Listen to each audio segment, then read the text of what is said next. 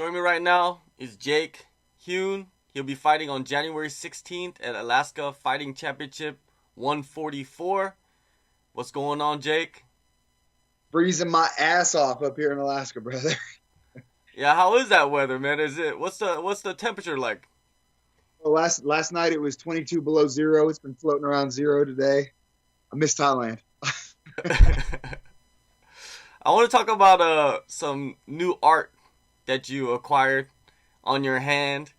Yeah, that's crazy. That's a crazy piece of work. What is it, and what made you want to get it?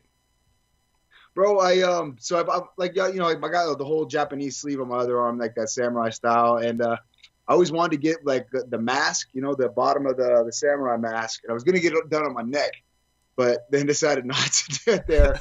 I was kind of dug like those hand tattoos, like the Joker had, where you could put it up. So my boy actually opened up a tattoo shop in Patong in Thailand called Inked in Asia. And he hit me up. He's like, "Hey man, we're doing some tattoos to try and get in. You want to come in and get some work done?" And I was like, "Hell yeah, bro!" So he's like, "Well, what do you want to get done? Let's do my hand." Man, it was you should have seen it afterwards. My hand was literally swelled up like this thick, like, looked like the damn Michelin man. It was terrible. Are you glad that you didn't get it on your neck? Yeah. I think this one put me off tattoos for at least another couple months. You know how it is. You get one, you're like, all right, I need a break. Yeah, that neck tattoo is like the point of no return, right? Yeah. I mean, the hand's pretty bad, but like the neck, there's no going back. I saw that you had some interest in the bare knuckle boxing scene. Did you Yeah, get some offers? yeah. We've been kind of chatting with them a little bit, trying to get some stuff rolling. I was trying to get on their Cancun card down there in Mexico, but didn't end up and work out. They got nothing but a bunch of small guys running around. So we'll see what happens. But time frame wise, I'm going to push with when they're talking about getting me on. I'm going to push more for getting back to Japan. Trying to get back over to old Rizin. Shingo, holla at your boy. All right, speaking of Rizin, you made your debut at Rizin 13. I thought Uh, you had a pretty good fight, man. Like, everybody gets caught, but in the beginning of that fight, you were very successful in your game planning and your execution. Take us through that fight. Tell me what you saw. Man, leading up to that fight, I was feeling really good. Training with the Hickman brothers and everybody at a Tiger. We got hit with that damn tsunami or whatever it was, the hurricane. It wasn't a tsunami, it was a hurricane. I guess the same thing, depending on where you're at. But so they ended up changing like I got hot and got ready to go, and then they changed the time frames. No excuse or anything, but I mean, going into the fight when we opened up, I felt good in the early exchanges. Pushed him up against the turnbuckle, and was kind of trying to work some dirty boxing because the dude is long and hits like a goddamn mule. So I was like, I'm gonna try and cut the distance a little bit, but Japan rules, they don't want you doing that. So we got broken up, and we had some good exchanges early. Went for a spinning elbow and got clipped. I ended up on the ground. Dude almost took my head off with a soccer kick, and then we rolled back up and we started going. But I think he caught me with a really nice straight right, and I think that one just set me on Queer Street. And I think it was a bit of an early stoppage. I'm not going to say I wasn't in trouble, but I wasn't out. I was not. I could still throw, but man, it was a great experience. That dude's a hell of a fighter, bro. I reckon if he ends up and makes that debut, or if he ends up and goes over to UFC Prague or whatever, he's going to do big things over there. But that's a fight I wouldn't mind having back again. Maybe fight him in a cage, which is so it gets that fence and make it dirty. Jiri is a guy that I think a lot of dudes did not want to fight, and you took that challenge, man, and much respect to you. Yeah, bro. They I think they got to have trouble finding a match. I mean, you can see how good he is. Like, I mean, he just fought Brandon Halsey, and Halsey's no joke, bro. I mean, that dude was a Bellator champ for a while, and fucking Jerry can bang, bro. I would like to see what he can do later on. I think his last loss was King Mo, and Mo's just like a terrible style matchup for any striker. If Mo gets on top of you, it's a long day at the office. I can speak from experience on that one. It's not where you really want to be. His long ass arms and that wrestling pressure. Yeah, definitely. How was the fan experience? Was it crazy? Bro, I never want to fight anywhere but Japan ever again.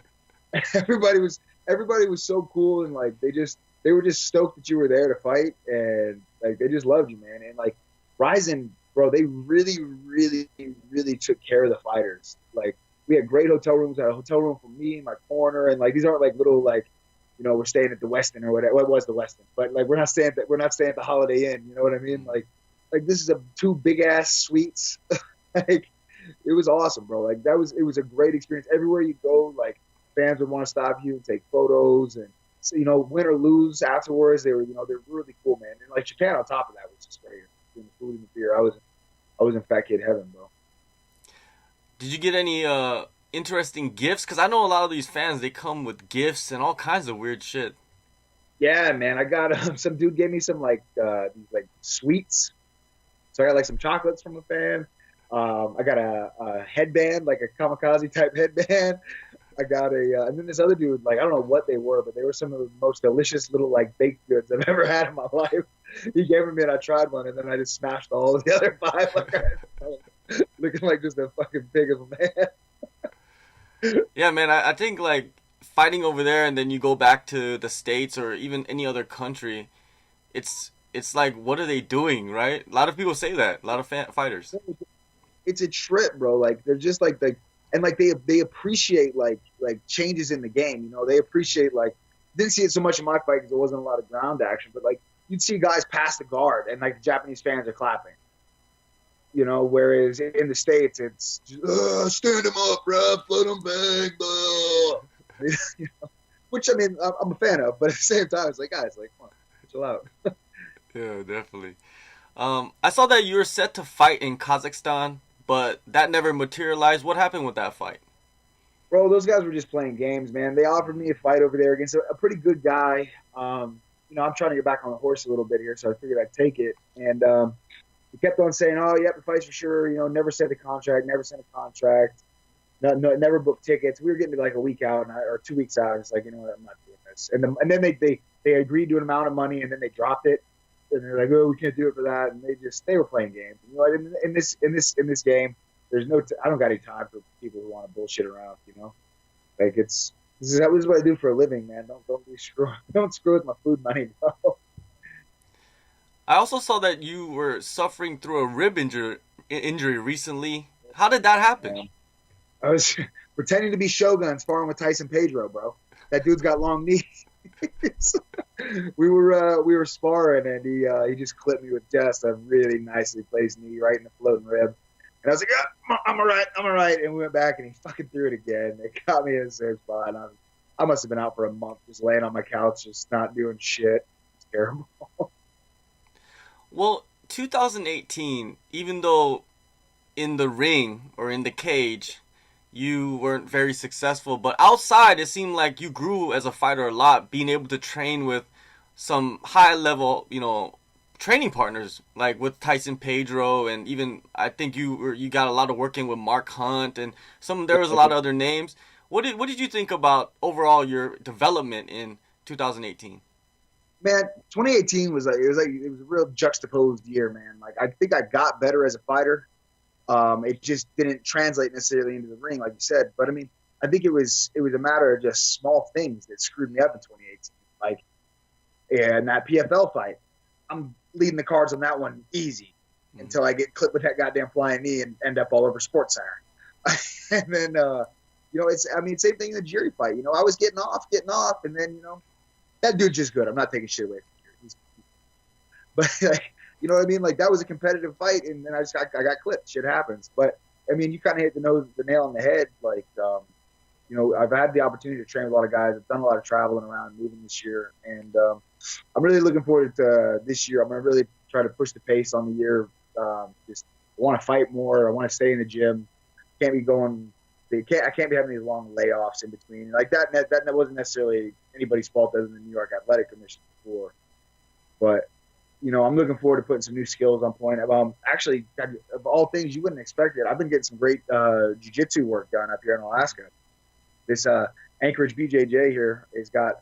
I walked in the other day, and they must have had 4 or 5 black belts on the mat, a bunch of brown belts, and these dudes are all assassins on the ground, just killers. And like you don't think Alaska, and you think, oh, like BJJ. It's like no, like these dudes are killers, man. So I've been getting some really good work here, and hopefully going to be able to showcase that a little bit, And but then at the end of the day, there's always the old head kicks and hands for everybody. Well, I wanted to ask you about that. Training in Alaska.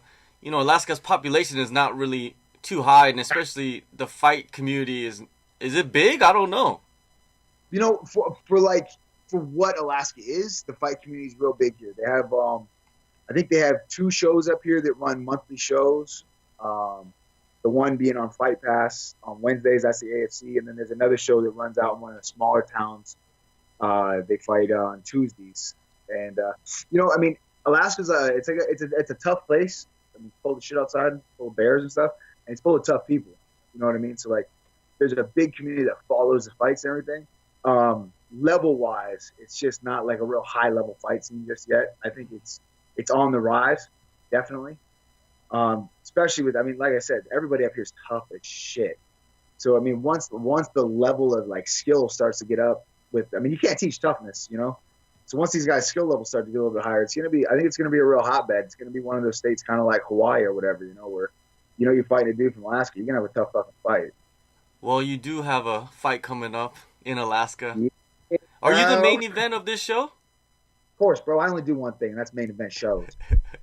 I was the main event over Crow Cop and Rizin, bro. We were the last fight of the night. That's definitely true. Now, yeah. New year, new opponent. What is going to be different about you? Bro, like I said, man, I'm going to bring the same Honey Bear to the table.